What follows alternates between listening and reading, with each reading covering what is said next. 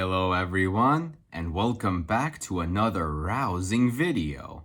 So, today's video is going to be about one of the methods I used to lose and keep off 45 pounds, as I've discussed in my intro video. And this method, as you can tell from the title, is called intermittent fasting. You all probably heard about this already. And there are already a lot of awesome videos out there that talk about all the wonderful benefits of intermittent fasting. And one of the things I like most about intermittent fasting is just how simple it is. What is intermittent fasting? Well, simple. You just don't eat for most of the day. When you're not using food that you eat as energy, then your body will turn to fat and will start becoming fat adapted. So pretty much this just means that your body is turning to fat to use fat for energy instead of the food that you would eat.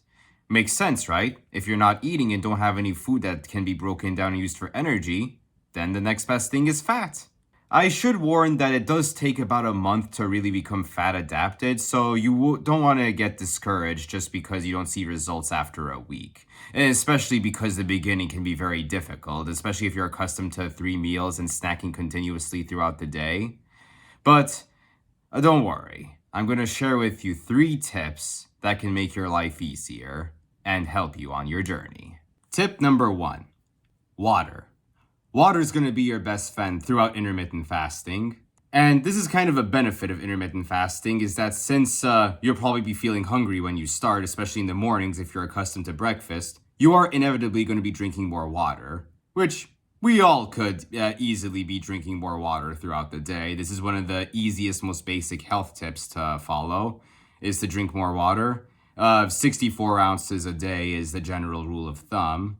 One of my favorite things is this water bottle. This is my water bottle right here. It's Takia. I'm not sure how you would pronounce it. But anyway, what's good about this water bottle is that it's stainless steel.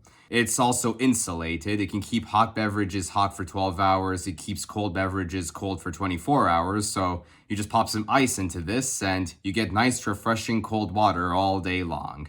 And also other things about the design, like you have a little loop here that you can use to carry or clip it to your bag if you go on hikes. You have the cap, which stays attached to the rest of the bottle. So anyway, yeah, I'll put a link for this in the description, and you'll see that Amazon is ranting and raving about this water bottle too. You'll see its 5-star reviews. So definitely, if you're in the market for a water bottle, I highly recommend this one. Oh, and also as a side note, coffee and tea are totally acceptable during your fasts. I know I drink plenty of coffee in the morning, and it's even better for your fast if you do. Yeah, so if you like your coffee and tea, don't despair. You can still enjoy those throughout the day. But definitely you do not want to add sugar to these.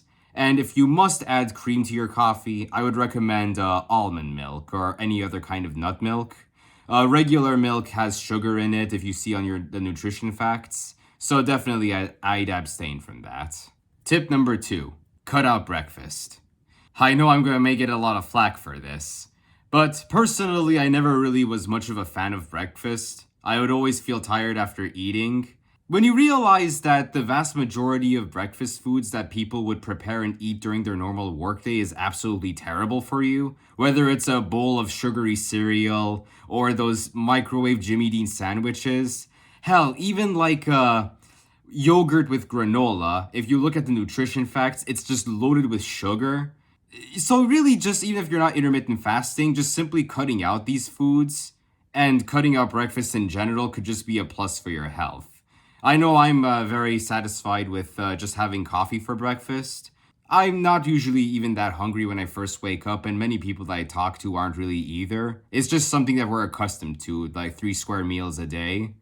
So anyway, yeah, cutting out breakfast can definitely help you, and especially to time your fasts better. And also as another side note, I still enjoy brunch on weekends, especially because you wake up later, you have time to actually prepare something decent, whether it's avocado toast or whatnot. So definitely don't despair about losing breakfast. You can still totally enjoy on the weekends and still be fine. You don't need to follow intermittent fasting 24/7. You can definitely take breaks from it. So that definitely is a little plus. And finally, tip number 3. No eating 3 hours before bed. Now, everyone goes to a bed at a different time, but definitely I would stop eating 3 hours before bed because later in the day, metabolic processes tend to slow down. So, if you eat right before bed, your metabolism will be much slower, your blood sugar levels will remain higher. Also, this can mess with your sleep, the quality of your sleep. This is another basic health tip that anyone can follow that you all hear about when it comes to getting better sleep. A really easy way to do this is to not eat 3 hours beforehand. You'll be able to achieve REM sleep much easier this way, and you'll wake up feeling much better. So there you have it. These are my 3 tips of how to start and do intermittent fasting. Now, you may want to start out with 12-hour fasts. That's like typical for beginners. And then you want to work your way up to 16 hours. That's like usually the average. And then, after a while, you may even get to 20 hours like I do. I usually eat only one meal a day at this point. I wake up, I go to work, I just enjoy coffee and tea at work. And then when I get home at around 6 o'clock, that's when I have dinner. A little bit later, a few hours later, I may come back down for a snack. And then 3 hours after the snack is when I'll go to bed. Since I do go to bed later, which is something I should work on, but yeah, I'm just being honest here. So anyway, hope these 3 tips will help you. And if you enjoyed this video, please hit that like and subscribe. I would really appreciate it. And happy fasting! Thanks!